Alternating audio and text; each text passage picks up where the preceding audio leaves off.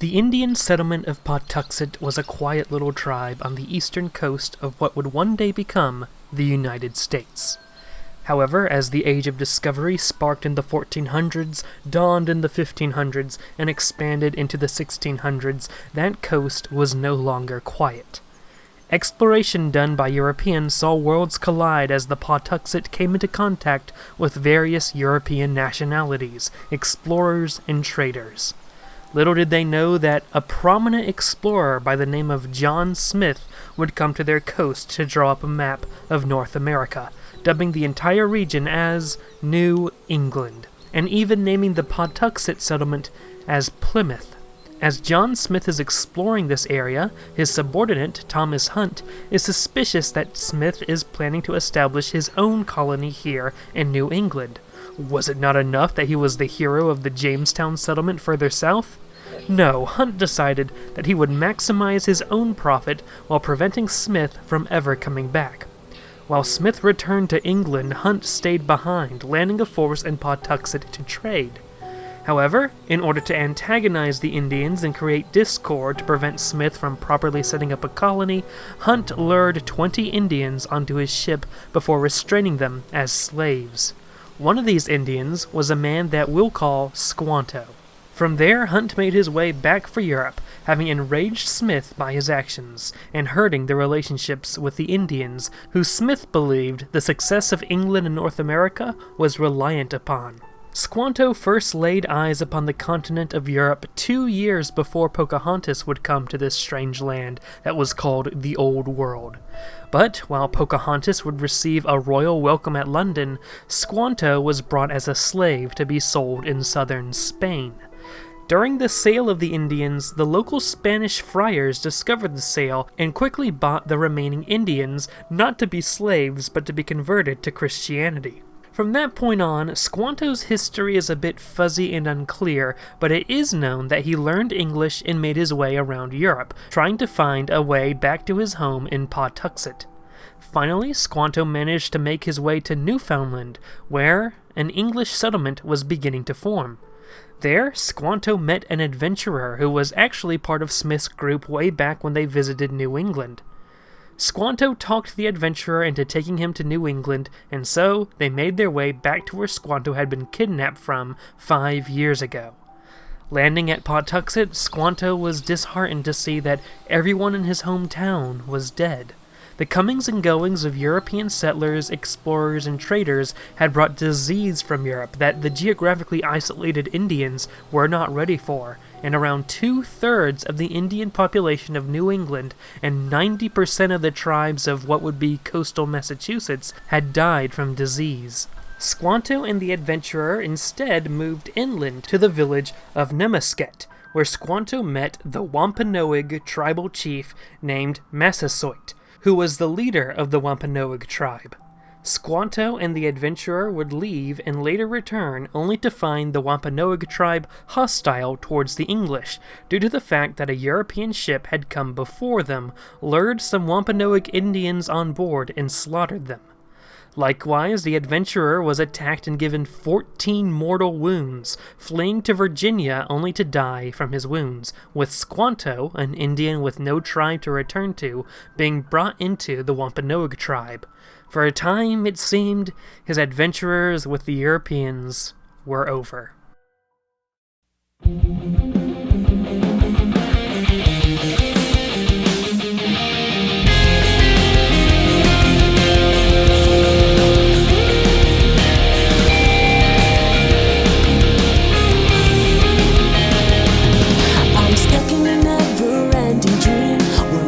And hopes cannot be seen, and it's killing me, but I can't let go. There's a sadness raining down on me, and the future is looking oh so bleak, but I'm holding on so dearly to precious memories. To protect the ones I cherish, I've gotta be stronger. Don't wanna hesitate, I wanna be braver. So no matter what may come, I can face the morning sun. I'll shine, 'cause you brought me to your world and gave me life.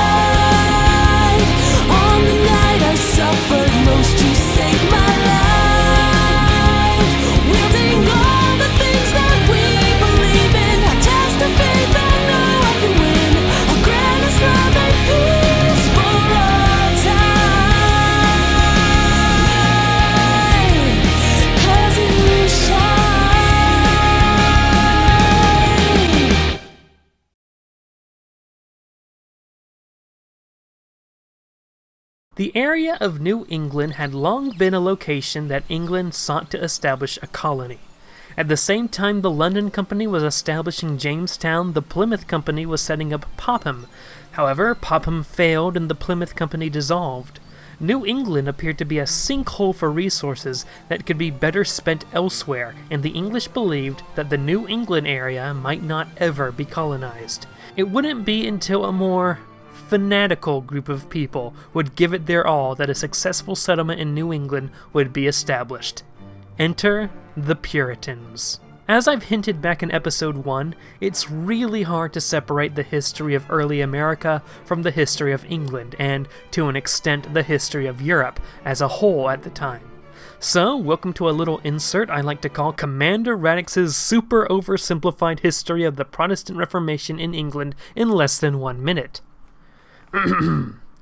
Religiously speaking, Europe was dominated by Christianity. In the western half in particular, it was dominated by the Catholic sect of Christianity, which answered to the Pope in Rome. Various levels of corruption in the Catholic Church and tensions between rulers and the Pope over authority over the nation's people eventually led to criticisms of the Catholic structure as a religious institution that boiled over into the Protestant Reformation, in which various new sects of Christianity broke off from the Catholic Church and, in many cases, broke off from other Protestant sects. England in particular remained Catholic on the state level until disputes between the Pope and King Henry VIII, Queen Elizabeth's father, for those keeping track of that thing at home, result in Henry separating from the Catholic Church and creating his own Church of England, or the Anglican Church. Very little separated the Anglican Church from the Catholic Church besides the weakening of papal authority and the monarch of England serving as the Church's head as supreme governor. Anglicanism was the state religion, though there were hardline Protestants who thought that this was not enough to throw off what they perceived as Catholic corruptions and lavishness. One unorganized sect that grew at this time were the Puritans, who sought to purify the Anglican Church of its Catholic influences from within, though they were more closely aligned with another Protestant sect called the Calvinists. Well, would you look at that? Less than 1 minute.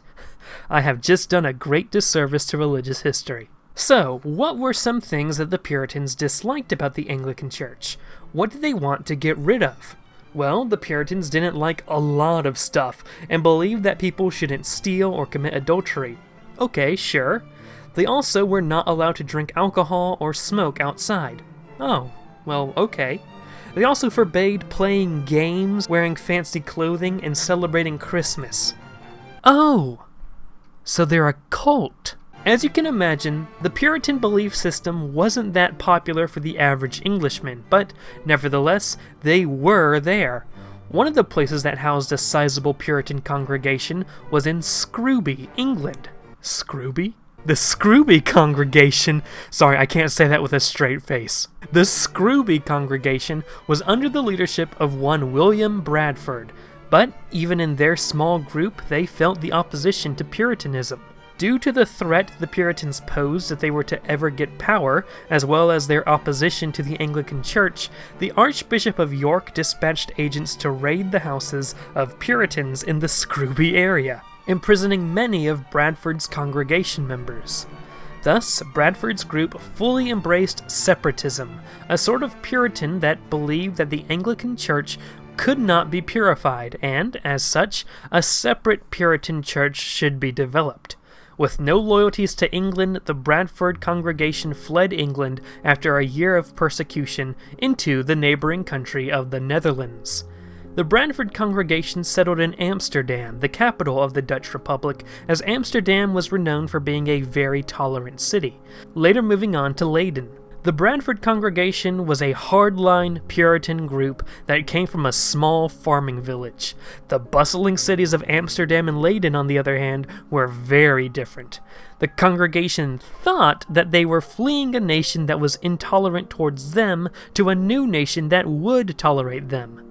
The problem was that, yes, Amsterdam and Leiden were tolerant, but the Puritans and their whole no drinking, no partying, no Christmas deal were, well, not tolerant, and they found themselves surrounded by degeneracy. To make matters worse, the congregation members were noticing that their children were beginning to speak the Dutch language and learning Dutch customs, with some even joining the Dutch army. To make matters worse, the Netherlands was pretty much right next door to England. 10 years after they fled to the Netherlands, English authorities came over to rough the separatists up. The congregation had had enough. Fleeing England was not enough, and the Netherlands was, is, and always will be a black hole of degeneracy. the congregation had one final hope: fleeing to the middle of nowhere. Specifically, America, where there were no English besides Jamestown and rudimentary settlements in Canada. What's better than the middle of nowhere? The real middle of nowhere, the place where England had given up hope of setting up a colony. New England. They just needed to find a way to get a land patent, which, wouldn't you know it, they did. They obtained it from an organization called the Council for New England, a company that was made up of a lot of people that used to be part of the old Plymouth Company that had dissolved. You see, hopes for colonizing New England had risen since Popham, since 1. John Smith had fully mapped out the area, 2. England was now aware that 90% of the native population had died due to the plague, and 3. What natives there were in the area would likely have some sort of knowledge of English. Squanto had still been missing in action as far as England was concerned, but his knowledge of the culture would surely have been valuable to educating other natives in the region. With these 3 elements in play, the Council for New England had been brought out of the ashes of the Plymouth Company. The Bradford congregation selected a place on the map of New England to settle. Of course, they settled north from Jamestown, but also, to their dismay, the Netherlands had begun a colonizing effort in America north of Jamestown called New Netherland, with its capital being New Amsterdam. The separatists wanted to avoid New Amsterdam because New Amsterdam was, is, and always will be a black hole of degeneracy. The separatists accordingly set themselves to settle further north from New Netherland. However, they had a problem in the fact that they needed the money and ships to get to America. That's when a guild of explorers known as the Merchant Adventurers stepped in. The merchant adventurers would give the separatists the ships and the money. They just needed to make back the money and pay them back in America, or else.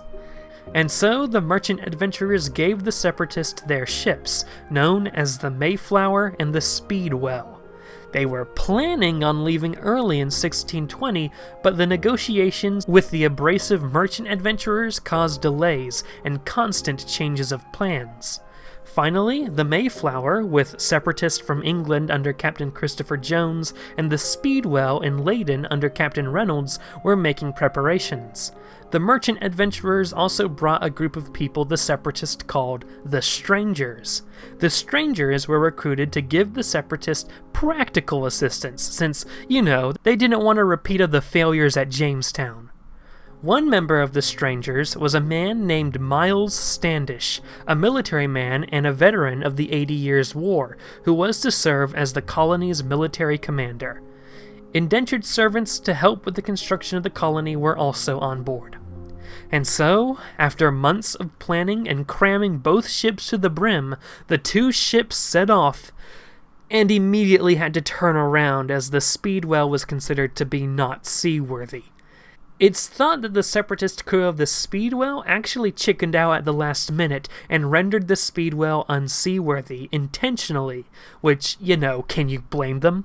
However, those who were determined to go to America loaded up onto just the Mayflower, putting the ship well over capacity like some sort of clown car. In fact, there are reports that the ship was creaking and bending on the verge of collapse, and set off from Plymouth, England. Almost a full year after the plan to go to America was made, the Mayflower finally arrived at America. The original plan to go to the mouth of the Hudson failed, and, with winter approaching and food low, the Separatists, or as I will call this specific branch from now on, the Pilgrims, decided to ultimately land at the place Smith had labeled as Plymouth. The Pilgrims arrived at Plymouth, also known as the abandoned town that was once Pawtuxet, and dubbed the area as New Plymouth, in honor of the port they had sailed from on their second attempt. Though the civilians stayed on the Mayflower, an expedition group moved out to explore more of the area around Cape Cod.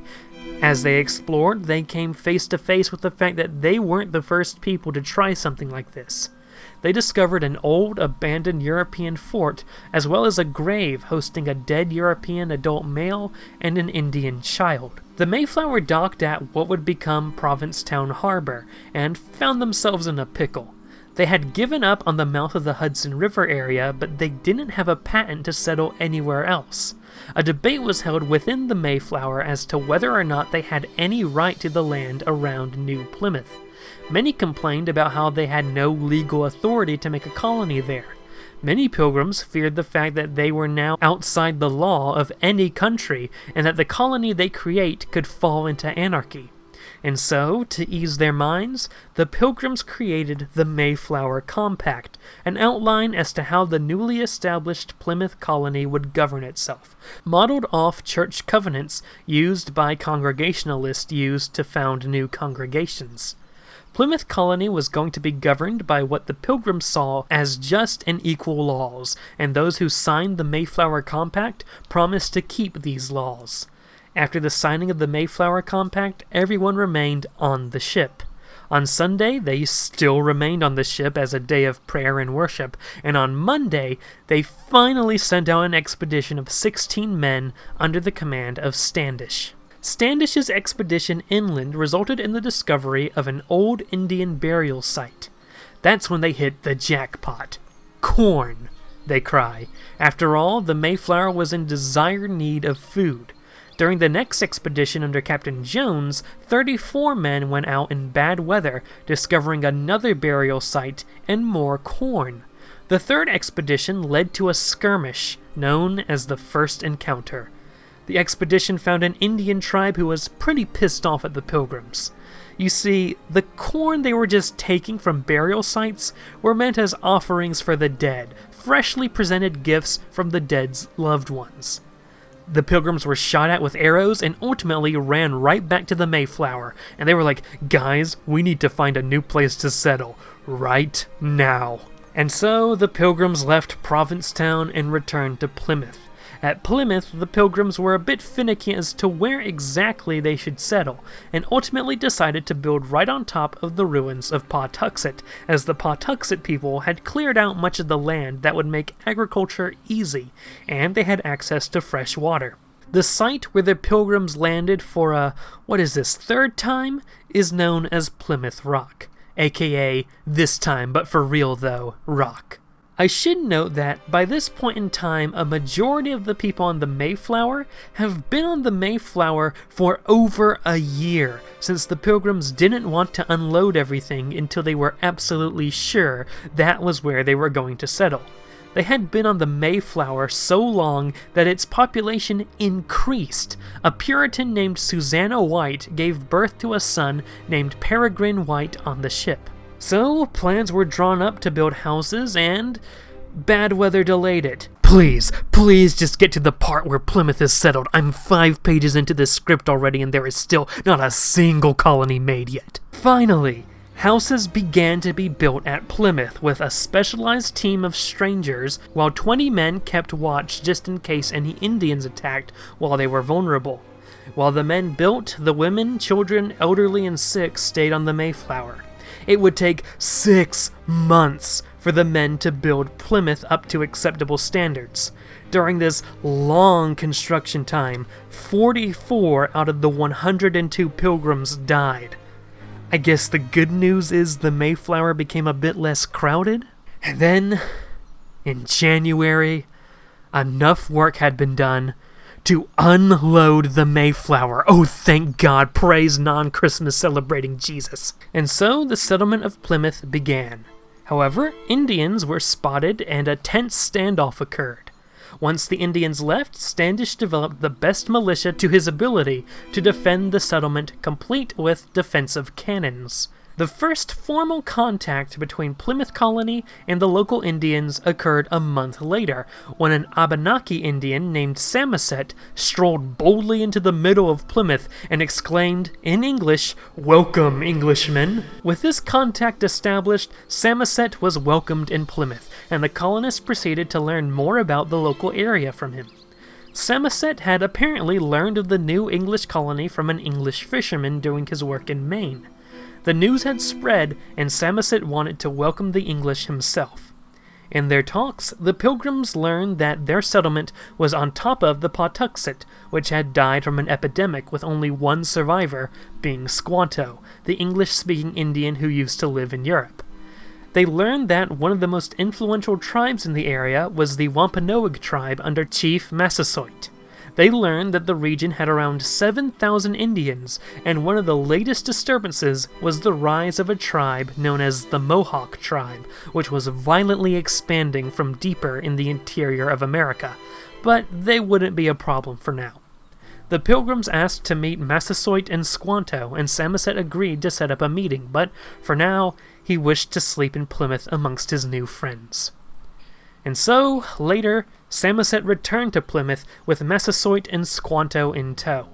Massasoit was a bit hesitant at meeting the Pilgrims. For one, he's still a bit sour over the fact that members of his tribe were slain by Europeans years ago. For two, the news that the Pilgrims stole corn from the burial sites around Provincetown had spread. However, Plymouth Governor John Carver met with the two and signed a formal treaty of peace with the Wampanoag after exchanging gifts. The two agreed that not only would neither bring harm on the other, but they both signed an alliance in which one would come to the other's aid in a time of war. It was the beginning of a beautiful relationship. The Mayflower soon took off again back to England, leaving the Pilgrims alone to fend for themselves for a time, just as the cold began to settle in that resulted in around half of the Plymouth colony dying out. However, after a successful harvest in autumn, an event we call today the First Thanksgiving took place. Now, a few notes here. Days of Thanksgiving were just a thing you did in the colonies at this time after a good harvest. By this point in time, Jamestown had already held several Thanksgivings down south. Second, the first Thanksgiving wasn't even a proper day of Thanksgiving, and was more like a celebration of not dying. It was a lowercase Thanksgiving Day, and not a capitalized Thanksgiving Day. I realize the font I use doesn't differentiate between capital and lowercase letters, you just gotta trust me on this. But that doesn't mean that the first Thanksgiving wasn't a moment worth mentioning. It was a 3-day long feast. Celebrations are what heathens do. In which Massasoit, Squanto, and 90 of the Wampanoag joined the 50 surviving Plymouth settlers in eating their harvest, as well as food that they had caught in the hunting the Wampanoag and Plymouth settlers held together during the feast. They ate things like waterfowl, wild turkeys, fish that were caught by the Pilgrims, deer brought by the Wampanoag, all cooked by the women and male indentured servants. And finally, after the great merry feast... Oh no. Did I just say merry? Hello, Mr. Pilgrim Man. Nothing to see here. I'm just a good boy. I've never done anything merry in my life. Oh man, that was close. Anyway, after the feast, Massasoit went home, but Squanto stayed behind. Squanto was like, haha, man, that was fun, but seriously, we brought 5 whole deer and you guys brought fish. Is everything okay? Squanto would remain in Plymouth and helped teach the Pilgrims farming techniques to survive.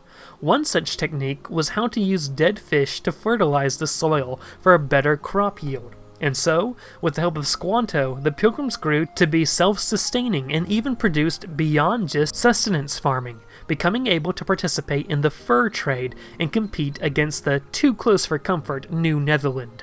When Governor Carver died, the Plymouth colony held an election that saw congregation leader Bradford become the new governor, leading Plymouth for much of this period of growth. Besides a period of growth, this was a period of peace. With the strong relationship between Plymouth and Wampanoag, many other Indian tribes came to Plymouth with their own peace pledges. A pilgrim named Edward Winslow continued to oversee diplomatic delegations for talks with Massasoit, with Squanto serving as an interpreter. After another feast and a gift exchange, Massasoit agreed to an exclusive trading pact with Plymouth over other Indian tribes or New Netherland. Squanto would then travel around New England to negotiate more trade deals with other tribes. In late July, a young boy named John Billington got lost in the woods, until he was discovered by another Indian tribe called the Nausets. Who were the Nausets? Well, they were the natives near the Provincetown area, where the Pilgrims had stolen corn from their burial offerings. They were the tribe who attacked the Pilgrims in the first contact. Plymouth made contact with the Nausets, and The Nausets returned the lost boy back to the colony, while Plymouth also reimbursed the Nausets, apologizing for the corn incident. What could have been a flashpoint for hostilities instead only furthered this era of peace. The Plymouth-Wampanoag alliance was later put to the test when the Pilgrims learned that the Wampanoags were having a bit of trouble. The head of the Narragansett tribe, a man named Corbitant, had launched an attack on the Wampanoags, and now both Massasoit and Squanto were prisoners. To rescue their allies, Plymouth finally had a chance to deploy their military forces, as Captain Standish and 10 more men went out with the plan of killing Corbitant and rescuing their friends. While on the hunt and attacking Narragansett forces wherever they saw them, the Plymouth militia learned that Squanto had escaped the Narragansett and put Massasoit back on the Wampanoag throne. With the crisis over, the Pilgrims provided medical attention to the Narragansett men that they had wounded. Though the Pilgrims failed to capture Corbitant, the deployment of Plymouth troops caused many Indians to respect the Pilgrims, and later, impressed with the honor and power the Pilgrims wielded, many local Indian leaders, including Corbitant, as well as Massasoit, officially pledged their loyalty to King James of England. Things were going well. And then a ship sent by the merchant adventurers arrived, bringing more colonists, including Philip Delano, an ancestor of the future Franklin Delano Roosevelt, to support Plymouth, but they came with no new supplies. Instead, they came with criticism as the Pilgrims were still unable to pay their debts to the merchant adventurers. The Pilgrims gave the merchant adventurers what they could spare for the time being, but on the ship's return trip to England, they were captured by the French. The Pilgrims still had not given anything back to the merchant adventurers. The next year, a new ship arrived carrying new colonists, but these weren't colonists to support Plymouth. Rather, these 60 colonists were sent to establish a new English colony in the north. These colonists rested at Plymouth for a day before they went north, establishing their own settlement of Wessagusset. However, Wessagusset would not last long. The Wessagusset newcomers were very different from the Pilgrims.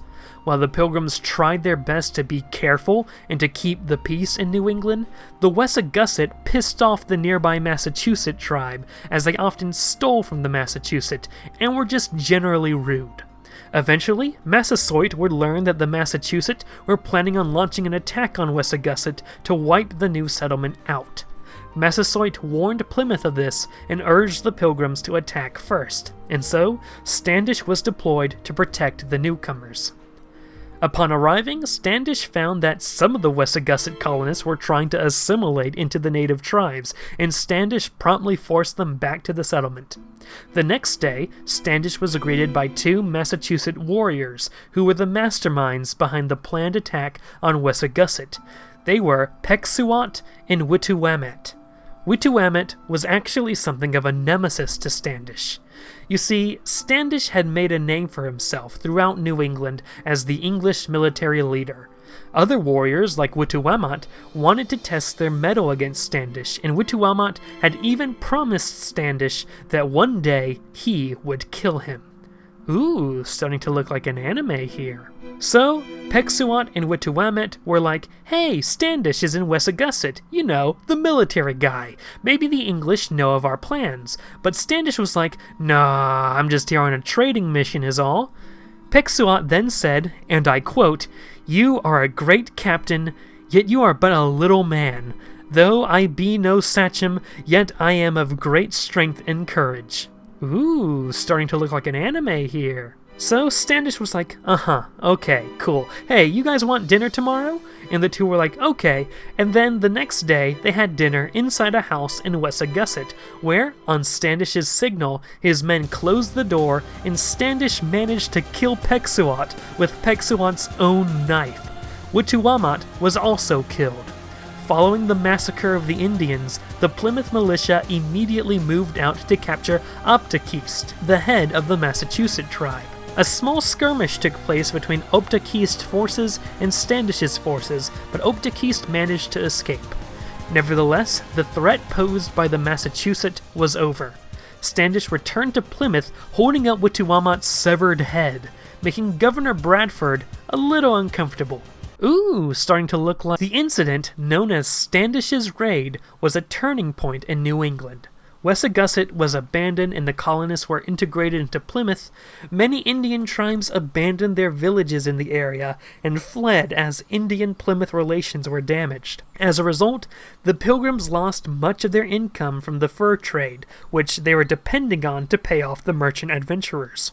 However, the Wampanoag tribe did become an even more powerful force in the region since there were less tribes to compete with. New colonists continued to come to New England, which the Pilgrims found not so pleasant.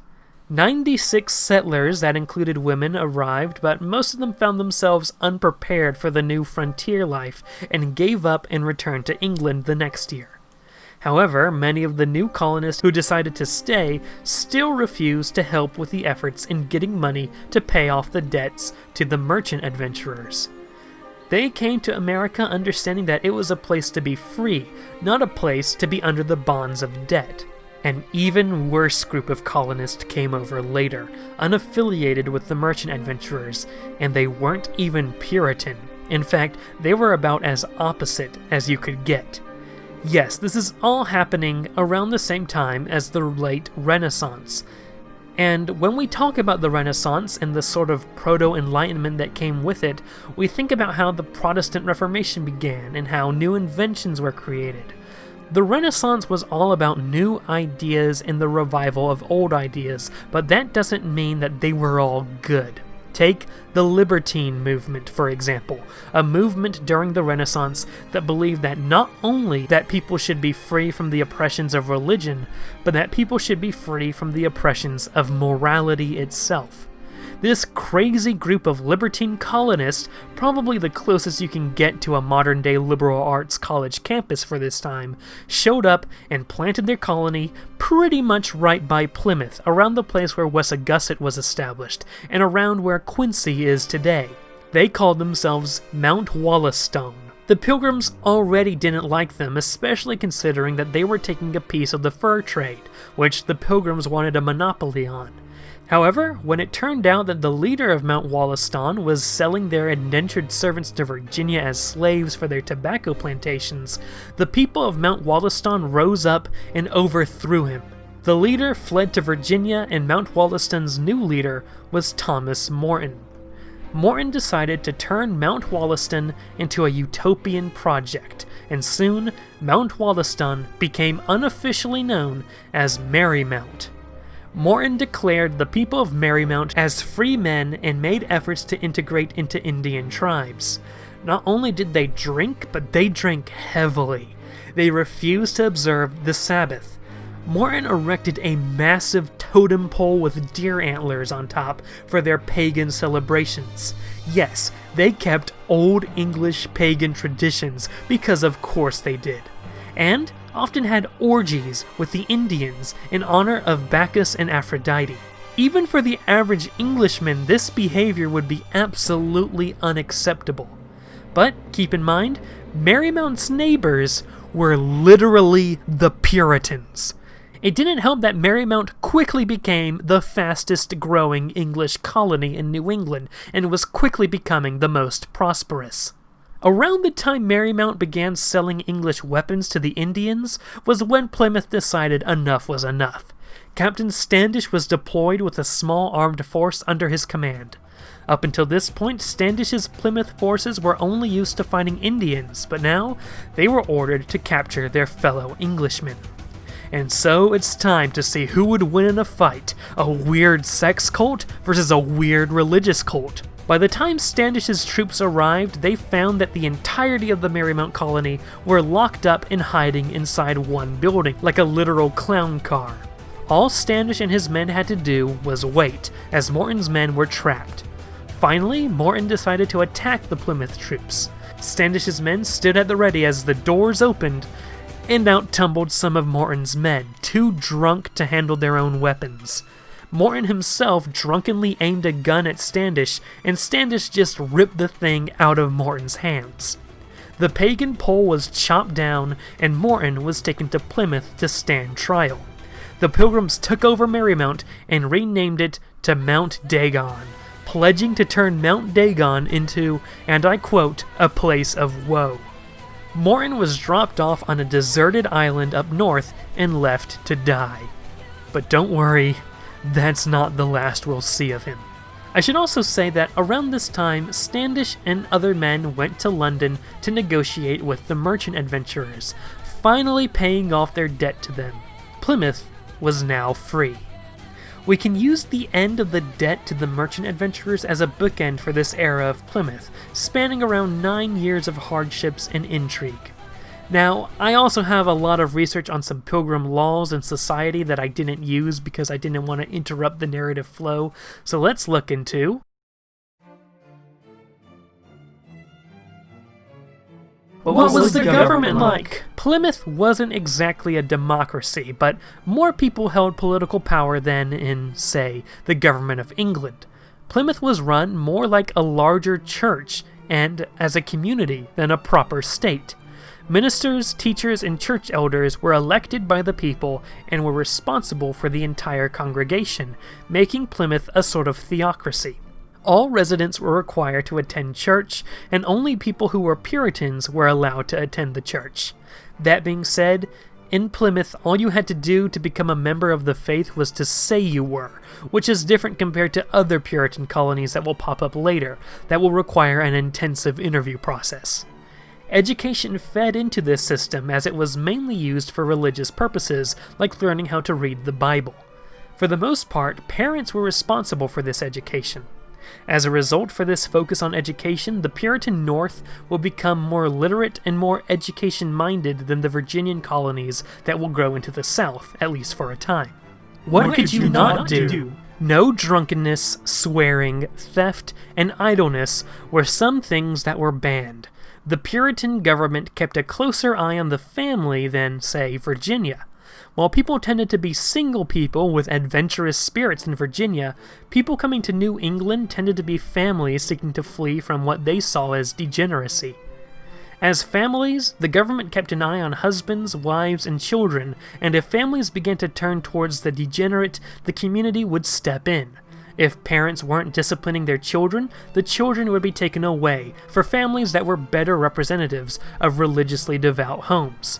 If a husband and wife couldn't stop arguing, the government would intervene with mandatory marriage counseling, and if the two continued to bicker, they'd be put in pillories and put on display for the entire town. What were the punishments? For Plymouth, punishments usually came in two forms: censure or being put out.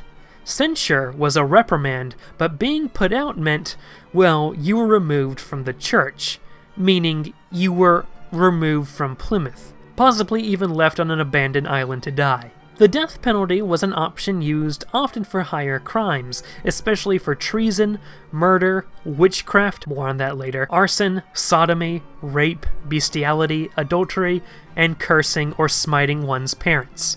Smiting one's parents, what, with like a lightning bolt? That being said, the use of the death penalty was relatively rare.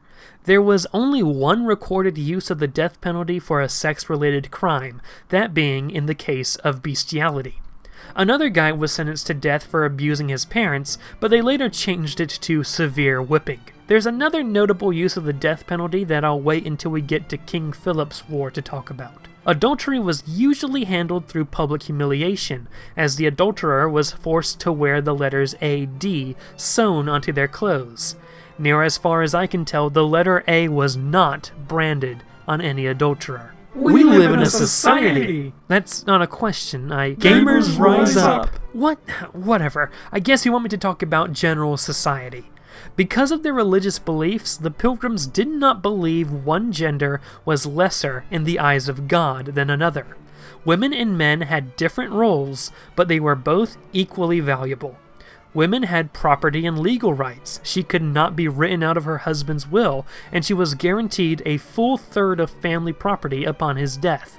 Women also sat on juries. Marriage was a government-style ceremony rather than a religious ceremony, as the Pilgrims believed that there was no evidence from the Bible that a minister should oversee a wedding. Marriage was a key part of Pilgrim society, and when someone's husband or wife died, the community usually pressured the widow or widower to remarry within 6 months to a year later. While sex outside of marriage was illegal, an exception was made for sex outside of betrothal. Is it betrothal or betrothal? Meaning that many babies were born less than 9 months after a wedding ceremony. Families tended to be large in size, but unlike other places in Europe or Virginia, there were larger periods of time between birth. Often, a firstborn child is old enough to move out of the house before the family has stopped having children, ultimately reaching around 5 to 6 children. There was a generally higher death risk in birth in Plymouth, but infant mortality was generally lower compared to Europe at the time. Children lived in the home until age 8 before they were taken away by the government, or community, however you want to look at it, to enter foster care with the aim of learning to read and write or to learn a trade. This was because it was believed that parents loved their children too much and would not properly discipline them. We tend to associate the Pilgrims with witchcraft scares, but in the case of Plymouth, that is simply not true.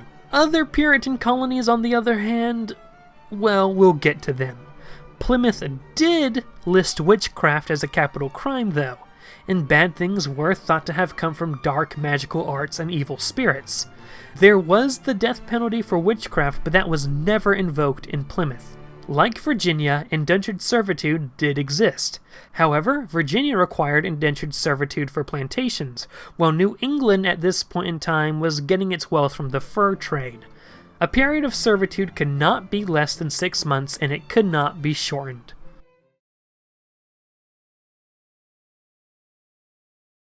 The Plymouth colony was rising and proving to the Council for New England that Popham was a mistake but not destiny.